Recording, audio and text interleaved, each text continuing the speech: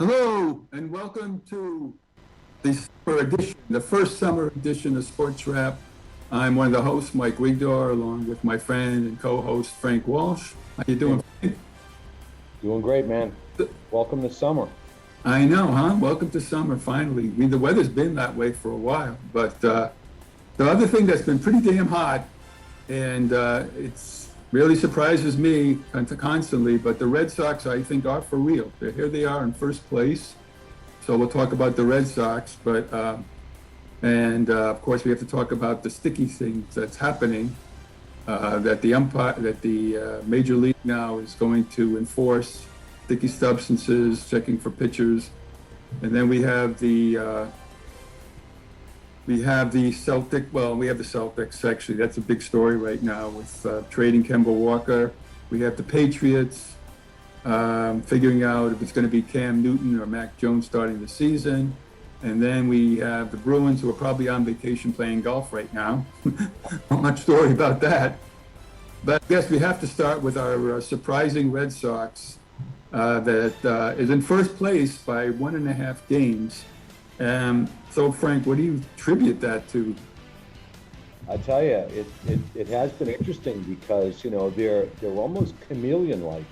A week or so ago, we were kind of putting them down a little bit because their pitching has been atrocious, starting pitching anyway. And, they lost a couple of games. They were playing, who was it, Houston they played. Then they went out and they're playing, they lost a couple of games, lost a couple of series, and then they just seem to sneak a win in. Somehow they sneak a win in there, and then next thing you know, they get another win, and before you know it, they're winning 3 in a row, 4 in a row, and it's like, it's almost hard to figure out. Their hitting seems to be coming through. Their relief pitching is doing well. They've been getting some clutch hits when they need it, and it seems like they've been winning those games, almost like must-wins, when they lost those 2 games and then they came back. Who were they playing? Who was it, Houston? They had a tough series. They had a tough series with Kansas City. I'm sorry, Kansas City. They got buried in one game, and then back, and it seems like they have to score a lot of runs to win. And they've been doing it. So, yeah, I think they're real, but I still think that they need to sharpen up their pitching. I don't know what it is. I don't know whether it's the rotation now with the, because I think we had talked yesterday a little bit about, the sticky substances and them enforcing the rule. I have a hunch that they started stopping doing whatever they were doing, I think, last Thursday. And I think that it immediately started showing that their pitchers were wild. They could not control their pitching. They could not control the spots. They were getting croaked, especially in that Kansas City game. Everything they threw up there was getting hit out of the ballpark. So I don't know. It's a tough one. It's a tough one to figure it out. But they almost remind me of. What was it, the Kevin Millar years when you didn't expect them to win, but all of a sudden they just kept on winning, it's a chicken and beer, those chicken and beer days. They just out how to do it.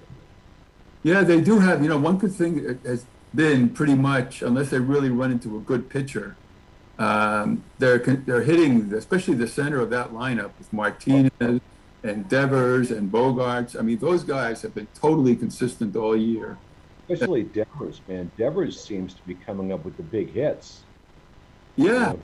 And he's second in the league in RBIs. I checked that out yesterday. He's probably going to be an all-star. They probably have 3 all-stars this year. They probably have 3 all-stars at least. They probably have Devers, Bogarts, and Martinez, I would imagine, would be.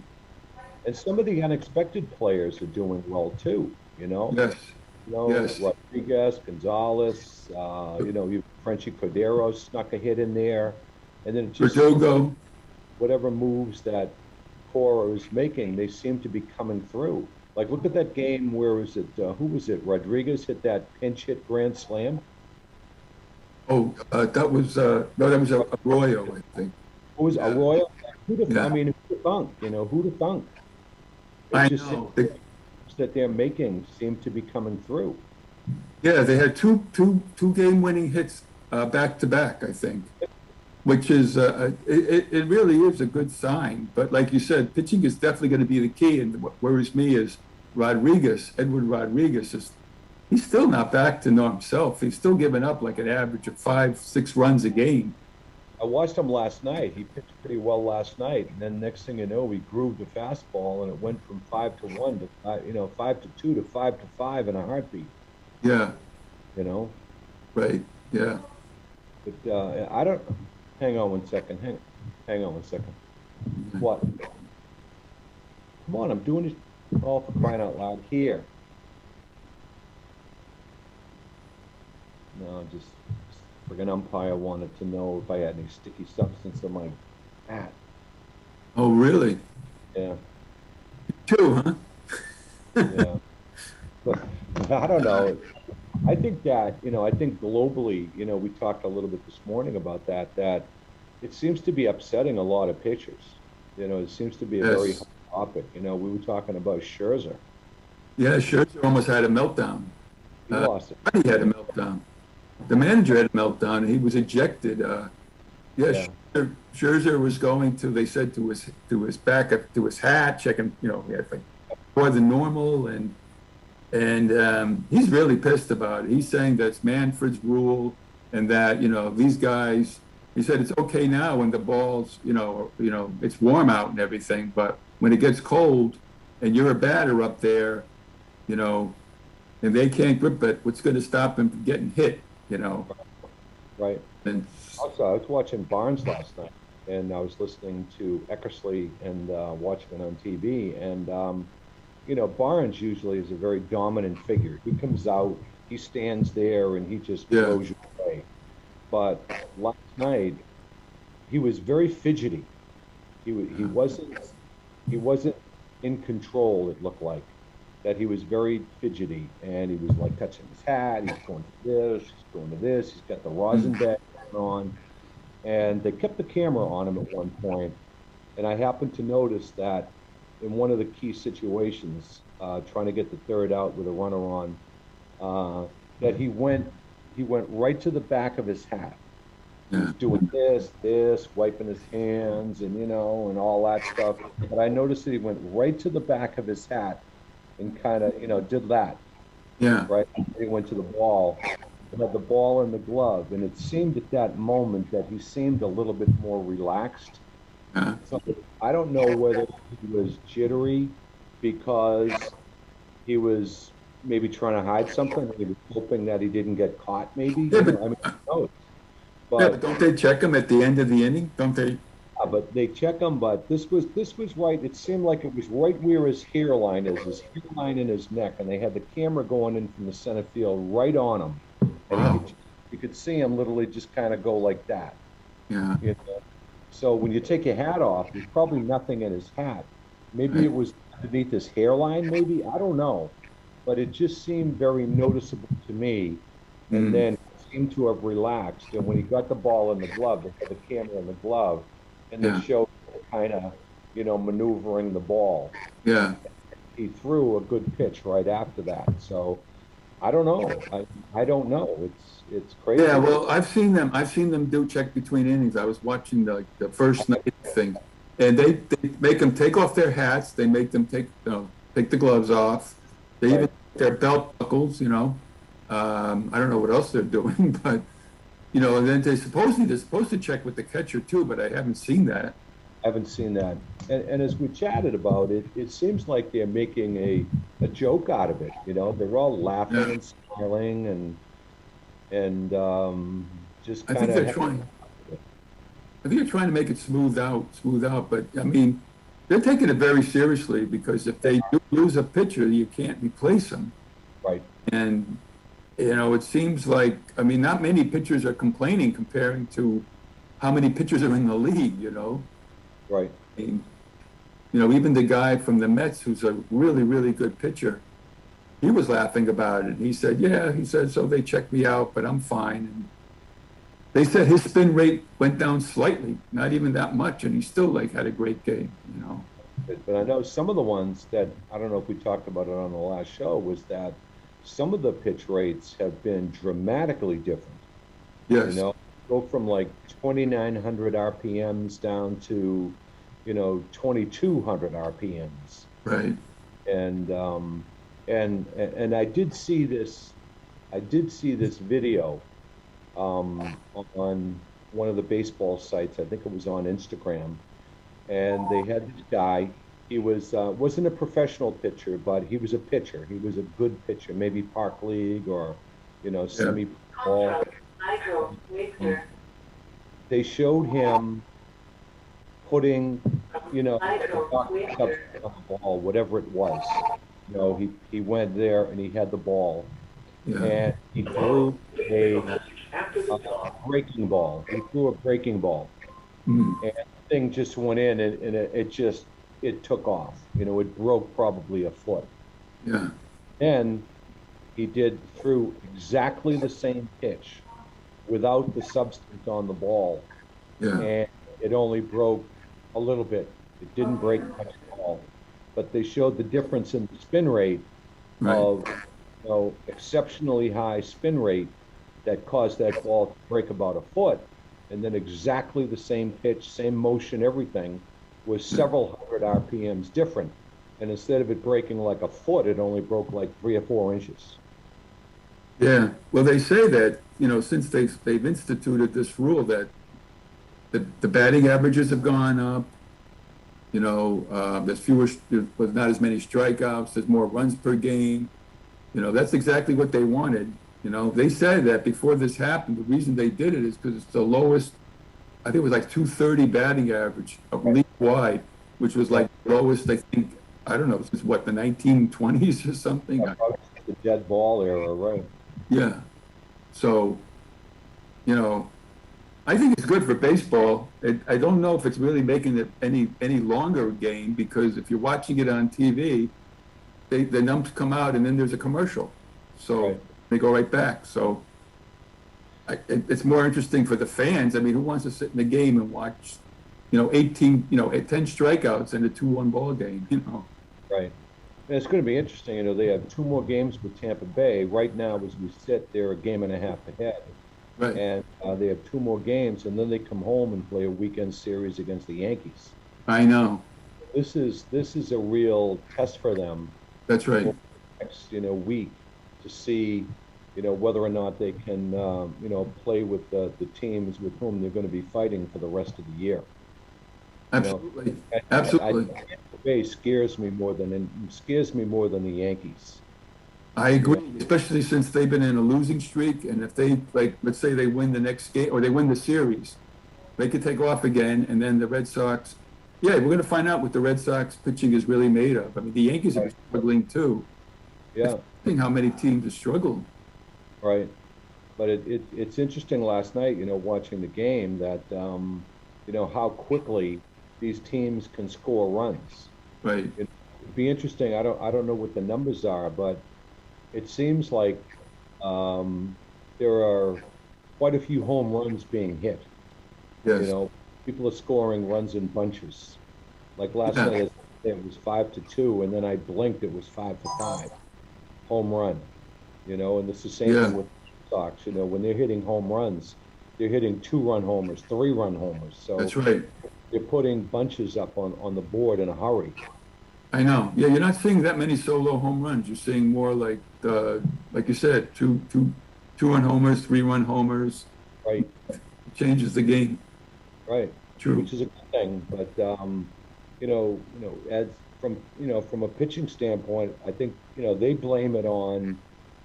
They don't blame it on substances or no substances on the ball. They're just blaming it that they're not able to hit their spots. They're not able to hit their location. They've got a good pitch, but they're just not pitching it where they want to. You're talking about the Red Sox? But yeah, the Red Sox, Yeah. Starting pitcher is horrendous. I think they have the highest ERA in the league. Yeah. I don't really feel totally confident when they go out and pitch, other than what's his name? Evaldi pitched a good game the other day. He had a one hitter through seven? Yeah, he had it, but Seven? yeah. No, I agree with you. I'm not that confident in their pitching staff. You know their hitters are going to come through, but how many of those games can you win Right, when your pitching isn't holding up? Yeah, right. that's going to be the key. I mean, I wonder if they'll end up making a trade sometime in this, it's, before the trade deadline. But yeah, pitching's the key. Their hitting is great. Yeah. It was funny, just as a quick aside, I happened to flip over the other night and watch Dodgers playing, and Mookie was on there, and I couldn't believe that Mookie's average was only 234. That's really, he's having a bad season, huh? 34, I think it was 234. He has some RBI.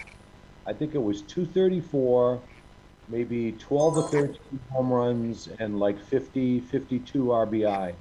So he's got some good production, but I'm surprised his average was so low. Was he leading off? I wonder if he's still leading off. They're having a good year, though. Dodgers playing well. They've got they got the pitching they definitely have the pitching with Kershaw and the other guys. But I think we should talk a little bit about the Celtics, because one thing I saw about them, I don't know if you saw this, but I guess they said well, first of all, they got rid of Kemba Walker, which was a move, and that's a big salary actually dump for them. Right. They brought in Al Horford, which is a good move. But then I saw that season Blake Griffin, and I don't know if you know Blake Griffin, ended up playing with the Nets. They said this season he was asked if he wanted to come to the Celtics. Really? He thought about coming to the Celtics, and he was advised by one of the players, they say, I've read this by other different sources, not to come here.